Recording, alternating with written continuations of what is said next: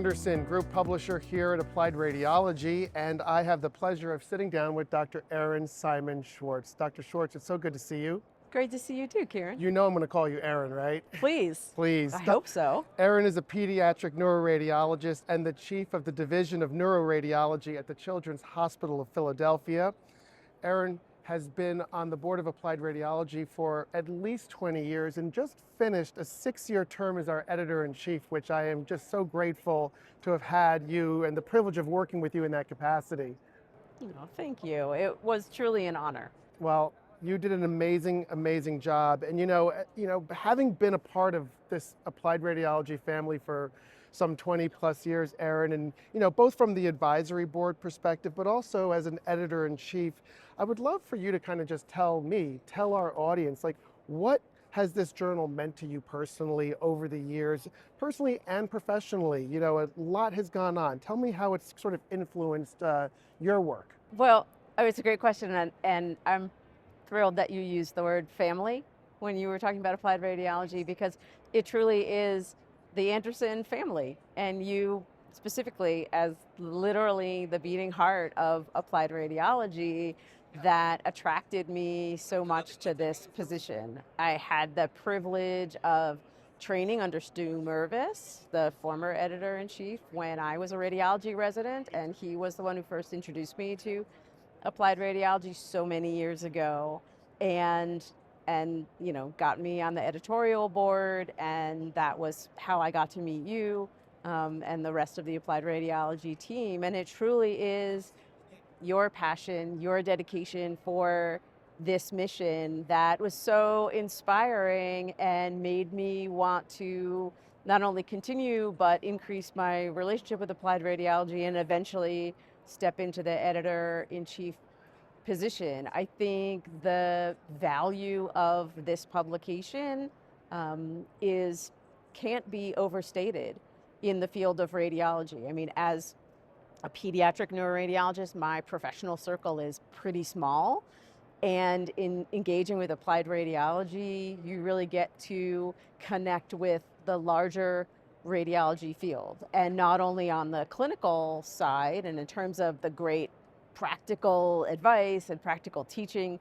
that we offer for radiologists, but also things on the non-interpretive side that I think are so crucial for radiologists: leadership and time management and physician well-being and sustainability, and all of these things that we were able to share, and the connection with our partners in industry. And things like the tremendous Leaders on the Horizon program, for which Applied Radiology partners with Bracco to support our future leaders in radiology. So the breadth of what we do, I think is just tremendous, and it has been tremendously rewarding for me to be in this position. And at the same time, after 6 years, it was time to turn the leadership reins over to someone else who would bring new enthusiasm, new ideas, and take Applied Radiology to the next level, as I hope I did, following in Stu's footsteps. All of that is so true, and it resonates with me, Erin, when you talk about, all of the things that, we've been doing, as a journal across the multitude of specialties that we cover, because we're not a journal for any one specialty, we're a journal for really all of medical imaging. And you mentioned the young trainees, you mentioned the Leaders on the Horizon program. I want to take a step back because, under your tenure, we really evolved significantly over the last 5 to 6 years. Not only did you expand the editorial team, you worked with us to enhance our editorial review process. You brought into place a peer review process that really kind of increased the validity of the kind of articles that we publish. We transitioned into a fully digital publication this year. So, those are just a couple of things, but I would love for you to kind of reflect on some of the accomplishments, some of the milestones that you feel you're most proud of, as being a part of this journal, particularly under your leadership over the last 6 years. Thank you. I mean, as we said, it's really been a labor of love and a tremendous partnership between the editorial side and the publisher side for this publication. There are so many things that I'm proud of. I think the engagement of the trainees in the journal for the first time is one that stands out for me. We established an early career radiologist section for which we had a large number of applications to have radiology residents and fellows on our editorial advisory board, to start a radiologist in training column dedicated to the specific issues and needs of our radiologists in training. And then also, of course, the Leaders on the Horizon program that we mentioned. And that's something that I'm particularly proud to continue to be involved with, even stepping down from the EIC position. The digital transition, as you well know, was one that was very, very complicated and very prolonged. And I'm excited that we ultimately were able to get that in place before the editorial transition, to make Nina's job much smoother, and to facilitate things like our double-blinded peer review, and to facilitate publication on demand, and getting a DOI for every single article and case review that we publish now, so that those can be referenced electronically as soon as they're available on our website. And I think that's also a tremendous advance for our contributors, so that their work can be acknowledged as soon as it's available and formatted. No, that's true. So true.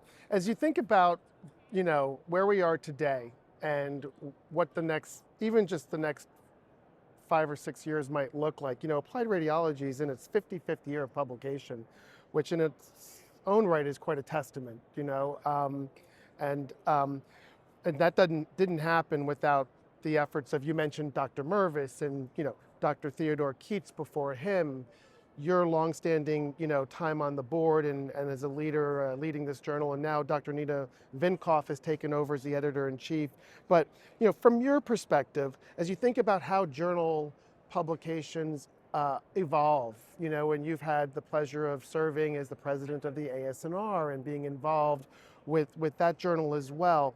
Any sort of thoughts, pearls, ideas that you might have for the future of sort of publications and communication to, not only current radiologists, but those maybe in training? How about those medical students who are still determining, do they want to go into the field of radiology, as an example? Yeah, I think that's a great example. Obviously, medical students should go into the field of radiology. It's the best field in medicine, and I'm partial to neuroradiology and pediatric radiology, but all of radiology needs great minds and dedicated physicians to continue to serve our patients. And I think that applied radiology serves a very unique purpose in this field, particularly as we're all facing more clinical challenges with the workforce shortages in radiology. People don't have the time that they used to. And I think as our world becomes increasingly fast-paced, none of that's going to change over the next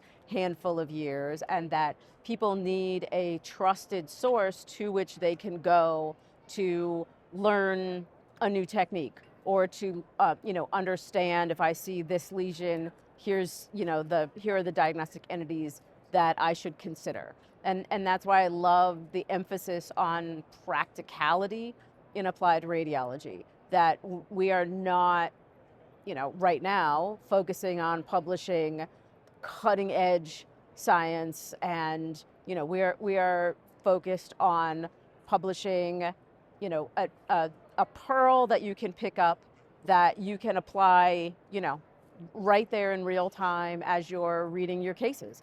And I think there were a number of great ideas that came up at the editorial advisory board meeting just this morning. With one of the other things we added to the editorial board was a section for physicists. That's right. And we want to expand that moving forward with physics pearls. I don't know about you, but most of physics just soars right over my head. And so it's great to have experts who can distill concepts down for us, particularly as we move to more widespread applications. For example, photon counting CT is going to be an area where understanding the physics of that and how you're going to use that to optimize your patient imaging is going to be incredibly important for the practicing radiologist. It's going to be a practical physics application that you're going to need to know.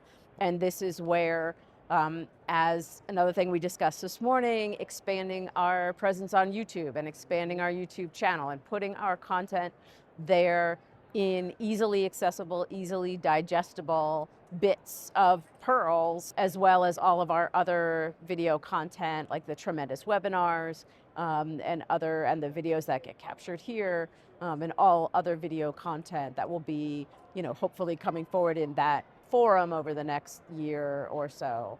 And I think that will continue to be a tremendous resource for our practicing radiologists and radiology leaders, radiology administrators, technologists.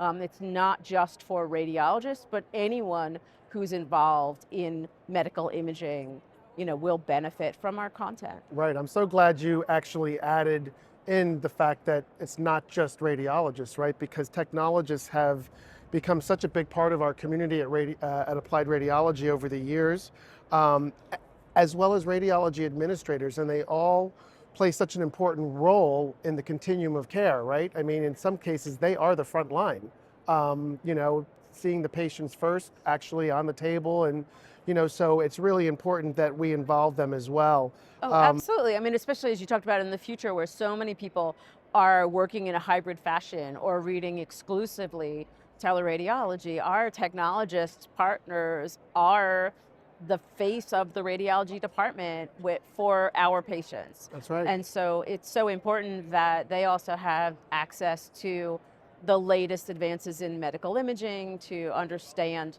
what we're doing and the physics behind what they're doing, as well as, again, those sort of patient-facing abilities, if you will, of how to discuss with a patient the risks of gadolinium or of why the contrast is so needed for their examination, and use real evidence-based sources to provide them with information like only Applied Radiology can do so well. Well, I can't even begin to say how grateful and thankful I am, Erin, for your commitment to Applied Radiology over all of these years. I'm thrilled that you've, will continue to participate in the things that we do. You've been a major part of the success of this journal, and for that, my family and I are forever grateful to you. So thank you, Dr. Schwartz, and thank you for joining me here today at the table. It's truly been my pleasure. It has been one of the genuine honors and highlights of my career, both personally and professionally. My connection with Applied Radiology, my connection with you and the Anderson family, and what we have been able to do to serve the broader field of medical imaging. So I thank you for the opportunity. It really has been a labor of love. Well, for that, that's a great place to end. Thanks again, Erin. Thanks.